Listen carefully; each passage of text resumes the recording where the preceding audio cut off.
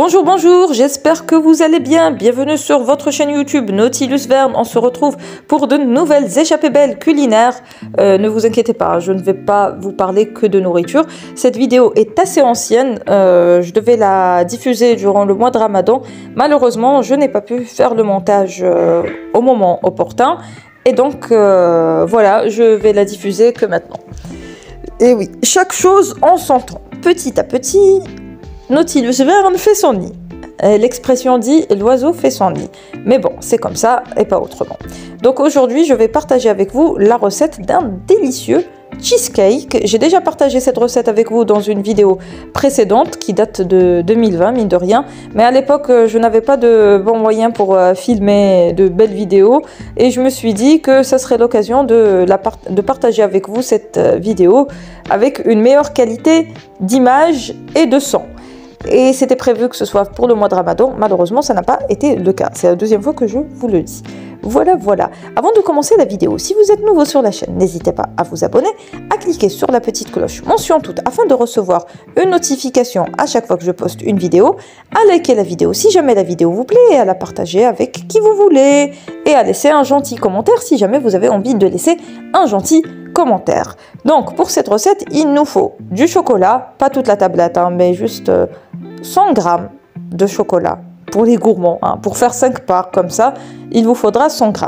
Et si vous êtes un peu plus gourmand, ne lésignez surtout pas sur le chocolat, parce que le chocolat fait toute la différence. Miam, miam, miam, j'adore le chocolat.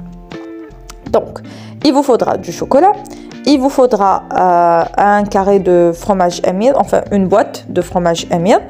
Il vous faudra une boîte de biscuits. Moi, j'ai utilisé les spéculoos de chez Bifa, parce que je les aime bien, mais vous pouvez utiliser la marque que vous souhaitez.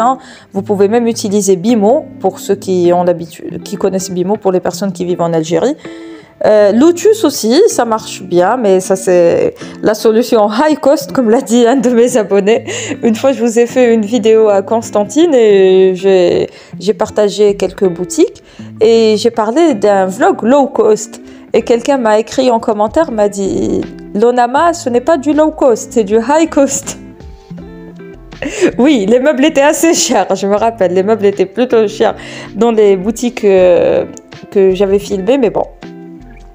C'est comme ça et pas autrement. Ce n'est pas moi qui fais les prix. Moi, je ne fais que présenter du contenu.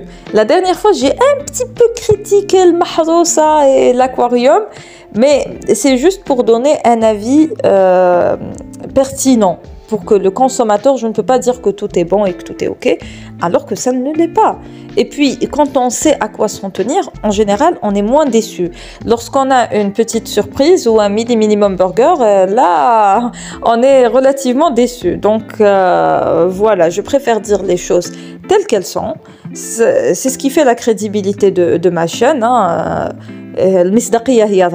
Donc, je suis obligée de faire très attention à ce que je dis. Je ne peux pas faire des critiques qui ne sont pas fondées, parce qu'il y en a qui aiment les critiques, et qui aiment des critiques vraiment, pas des critiques constructives, des critiques très dures. Et il y a des personnes qui aiment qu'on dise que tout est bien, alors que moi, je préfère dire quand c'est bien, et quand ce n'est pas bien, je le dis gentiment, voilà, sans aucune méchanceté. Sinon, la crédibilité de la chaîne pourrait être compromise. Donc, il faut toujours dire la vérité et rien que la vérité. Même quand on montre des produits, il ne faut pas attendre les publicités ou autres pour parler d'un produit. Si un produit est bon, il faut en parler. Par exemple, pour le chocolat, j'ai utilisé le Mojan. Le Wujdan, pardon. Le Mojan aussi, ils font de très bonnes pâtes à tartiner. La blanche, les autres, elles ne sont pas très bonnes. Mais la blanche, elle est délicieuse. Et pour le fromage, j'ai utilisé Emile, mais vous pouvez aussi utiliser du mascarpone. La marque Fondélis le fait. Bon, je vous cite les marques parce que pour le cheesecake, c'est un peu délicat. On ne peut pas travailler avec n'importe quel fromage. Il y a d'autres fromages qui ont le même format que Emile et qui n'ont pas la même texture. Donc le résultat va être différent. C'est pour ça que je vous cite les marques. Et pour les biscuits, quand c'est fait avec Bimo, ce n'est pas exactement le même goût que quand c'est fait avec les biscuits de chez Bifa. Et pour ceux qui veulent utiliser Lotus et compagnie, bon appétit. Mais voilà, moi je vous donne toutes les indications et c'est à vous de voir. Ce sont des produits que j'utilise. Moi, si je n'ai pas ces produits-là, je ne m'aventure pas pour un cheesecake. C'est comme ça. Pour le sucre, vous prenez le sucre que vous trouvez. Donc là, pour la partie cheese, attendez, je perds le fil de la discussion. Je vous ai cité les ingrédients. Maintenant, nous allons passer à la préparation. Dans un premier temps, on va prendre nos biscuits et on va les passer au robot pour avoir des biscuits finement moulus. Et une fois que cette opération sera faite, eh bien, on va rajouter un petit peu de beurre. Donc, pour le beurre, il ne faut pas lésigner sur la quantité. Pour la quantité que j'ai préparée, vous avez vu les dimensions de la boîte de biscuits. J'ai utilisé, mine de rien, 2 cuillères à soupe de margarine, l'appelle. Mais si vous en faites plus, il faut en utiliser plus parce qu'il faut qu'il ait quand même une certaine texture. Je regarde plein de vidéos sur la préparation du cheesecake, surtout en Algérie, et il y en a qui mettent pour une quantité 2 fois plus grande que celle-là, 1 cuillère à soupe de margarine. Mais après, le biscuit, il devient trop friable. Et quand on va rajouter la partie cheese, le mascarpone ou bien un miel, eh bien, ça va coller de partout et on n'aura pas les 3 couches bien distinctes comme sur la vidéo. Donc voilà, c'est pour ça qu'il faut mettre la juste quantité de margarine, il ne faut pas chercher à économiser là-dessus. Ensuite, on tasse le tout dans des verrines. La première fois, il y avait quelques petites différences en matière de présentation. J'ai dressé le tout dans un grand plateau, format familial, et après, j'ai dû découper des parts. Je préfère faire la présentation dans des verrines comme ça ou dans des petits contenants. Pourquoi? Parce que le cheesecake est un gâteau bourratif. Il coupe l'appétit et il peut aussi donner mal au corps parce qu'il y a quand même des biscuits, du beurre, un miel, du sucre, du chocolat avec de la margarine et du lait. Donc ça peut vite vous donner mal au corps. Donc c'est pour ça qu'il faut en prendre juste un tout petit peu. Ça d'une part. D'autre part, même si on met la juste quantité de margarine, la partie biscuit, la première couche, elle est très friable.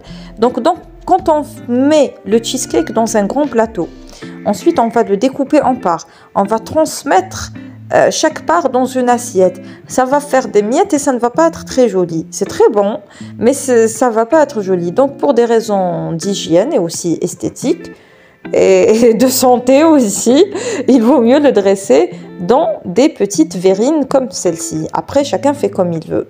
C'est un gâteau qui se mange frais ou congelé, glacé. Et surtout maintenant avec l'été qui arrive, c'est trop bon, c'est un pur délice. Je n'exagère pas quand je vous dis que c'est un pur délice. Donc, où est-ce que j'en étais et qu'est-ce que j'étais censée raconter dans mon histoire? Ah oui, donc j'ai fait une fine couche de biscuits, j'ai dressé une fine couche de biscuits. Ensuite, j'ai rajouté le fromage émiel que j'ai mélangé avec un peu de sucre et un peu de lait pour avoir l'équivalent d'une crème, comme ça. Et j'ai mis le tout au frigo, au réfrigérateur. Entre-temps, j'ai pris un petit peu de chocolat, vous pouvez utiliser le chocolat que vous souhaitez. Moi, j'utilise le Wujdan parce que, bon, pour les gâteaux, c'est un bon chocolat. Après, les autres marques, je ne suis pas fan. Avant, on utilisait Choco-Dada pour le chocolat noir, mais maintenant, mais pour le chocolat blanc, la qualité n'était pas au rendez-vous. Par contre, le Wujdan, ils font de bons chocolats. Donc voilà, pour vous donner une petite idée. Après, il y a plein de marques de chocolat, chacun choisit celle qui lui plaît. On fait fondre un petit peu de chocolat, on mélange avec un petit peu de lait et une petite cuillère de margarine pour que ça reste un petit peu fondant comme ça, sinon le chocolat va durcir après. Une fois que la partie cheese s'est consolidée dans le frigo, on la sort du frigo et on ajoute le chocolat fondu comme ça et on remet au frigo et le tout va se consolider et le but c'est d'avoir 3 couches comme ça. Les gens qui partent dans des restaurants et qui ont l'habitude de manger des cheesecakes au restaurant vont voir que c'est beaucoup plus fin qu'un cheesecake traditionnel. Mais je vous l'ai dit, c'est un gâteau qui est bourratif et qui peut facilement vous couper l'appétit. Et moi, je l'apprécie comme ça. C'est ma façon de le préparer et j'ai voulu partager ça avec vous. Voilà, je crois que nous arrivons à la fin de cette vidéo. J'espère que vous avez passé un agréable moment en ma compagnie. Moi, je vous dis à bientôt pour de nouvelles aventures et de nouvelles échappées belles. Et d'ici là, portez-vous bien et prenez soin de vous. À très bientôt, Inch'Allah.